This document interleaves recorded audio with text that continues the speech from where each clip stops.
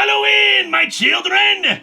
This year we've had an unusually high number of DC books featuring superheroes fighting monsters, zombies, mummies, ghosts. And now we end the month with DC fighting vampires. The other thing we've seen a lot of this month. Approaching the Hall of Justice is someone we haven't seen in a very long time on this show.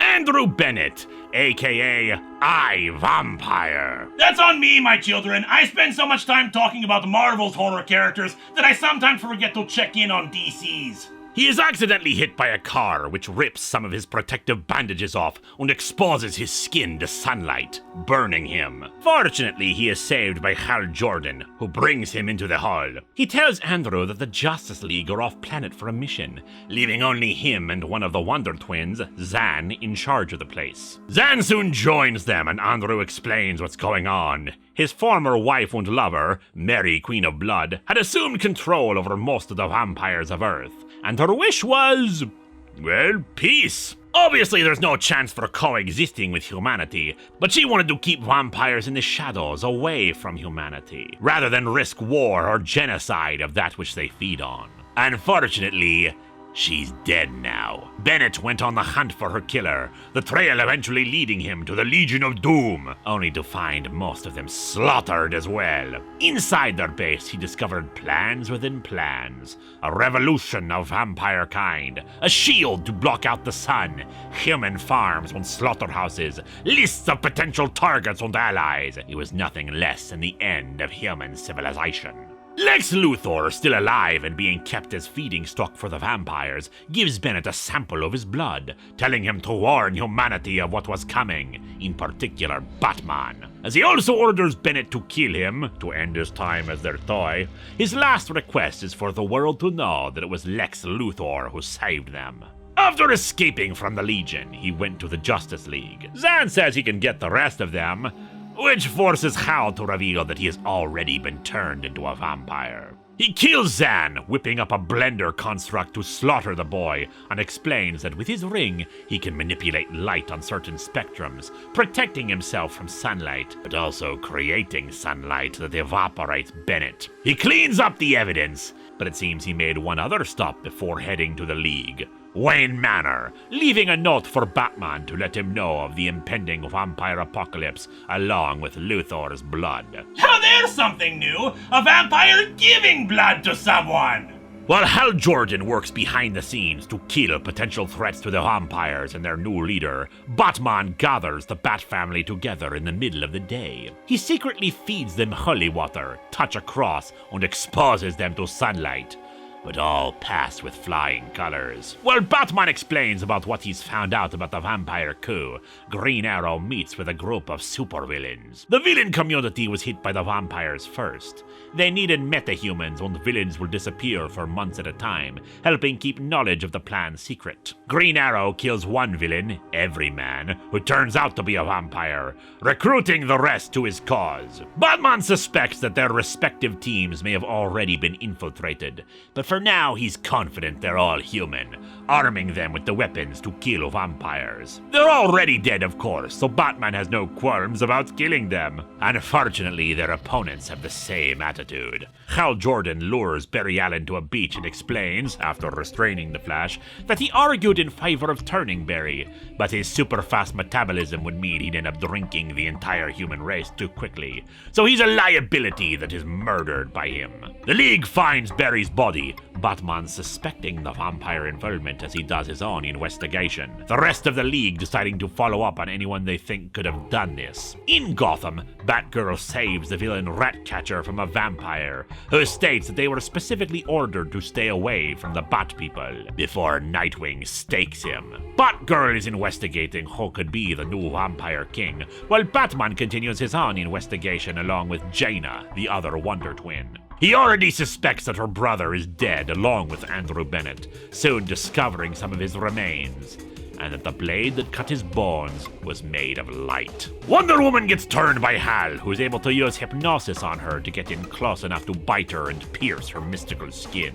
Green Arrow's family are in their own safe house, and unfortunately the Archer thinks Batman has already been turned. probably have some ways of hiding his vampiric change. The Vampire, Wonder Woman, and Green Lantern lie to the League, claiming that it was Batman who killed the Flash, while an already vampirized Zatanna goes to talk with John Constantine, intending to turn him. However, he already knows she's a vampire and just wants to sit and have a drink with her. I mean, that's what I'd do if I ran into a vampire who used to be a friend of mine, but then again, I'm not judgy like some people. Green Arrow attacks Batman, who also suspects him of being a vampire, but both soon realize that neither is the case. Batgirl's investigation continues as she discovers that Mary, Queen of Blood, had actually traveled to Gotham for some reason. Still, they won't learn why from Zatanna, who is vaporized by Dr. Fate as he comes to recruit Constantine. Green Arrow and Batman compare notes, the Archer saying that all his clues led him to Gotham for the new Vampire King. And Cassandra Cain, along with Jason Todd, discover evidence that the Joker has become that new king. Batman can't move on that though, as the Justice League comes to try to capture him, being tricked into thinking that there's an infection in their blood. Meanwhile, the Suicide Squad is tracking down the Joker for unrelated reasons, but soon discover a warehouse full of bodies, thinking that he is indeed a vampire. Though unfortunately for them, 3 of their members are also vampires. Cyborg gets the League to calm down, Batman claiming he has computer files that will prove the vampire issue, but Cyborg just gets zapped. Batman believing no one can be trusted right now. He gets the Martian Manhunter teleported away, suspecting that his alien physiology will protect him from being turned. That's not gonna help Superman in a bit. And tells him to find them when he comes back. Batgirl helps save the Suicide Squad while a heavily injured Batman blows up Wayne Manor and the cave to aid in their escape. Superman, weakened from this, is turned by the Vampire Leaguers. The Suicide Squad finally gets back in contact with Amanda Waller, informing them of their situation. And of course she just explodes the bombs in the heads of the vampire villains. And Captain Boomerang because Harley Quinn forgot to tell her he was human. Whoops. Hal and Wonder Woman find the heroes' safe house and offers them a peaceful chance to join them, to help out both mankind and vampire kind. Hell, I'd take it! However, Batman is not so easily swayed and a fight ensues. Fortunately, while Wonder Woman has mystical strength and few weaknesses, her vampire weaknesses are there, burning her thanks to UV lights set up in the safe house. Hal Jordan gets his ring hand cut off by Alfred wielding a yellow paint-coated axe, but unfortunately, that's the end of the good news. Green Arrow sadly discovers that Hal is not truly himself, since he knows his friend would not have forgiven himself for what he did to Barry Allen. Oh, and Batgirl and the Suicide Squad discover the dead body of the Joker. He is not the Vampire King. Nightwing is! He kills Batman and Tim Drake, explaining that their kind discovered how powerful Starfire's blood was, that her unique alien physiology, able to absorb sunlight, when consumed, allowed a vampire like him to temporarily lose all his weaknesses. He could be in sunlight, touch crosses, and drink holy water without any negative effects. After biting Damian Wayne, Jason Todd stays behind to hold off Nightwing, who decides to turn him, partially thanks to a recovered Wonder Woman. Still, Oliver Queen is able to shoot an arrow into him to kill him before that can happen, the rest barely getting away. But unfortunately, the time has come. Superman destroys the White House, Firestorm burns jungles and forests, and the sky is turning black. The eternal darkness has begun. The Earth belongs to the vampires. At least it will until next year when we finish off this tale. Until then, my children, like the vampire during daylight, I must rest now. Enjoy the darkness of night that this spooky time brings.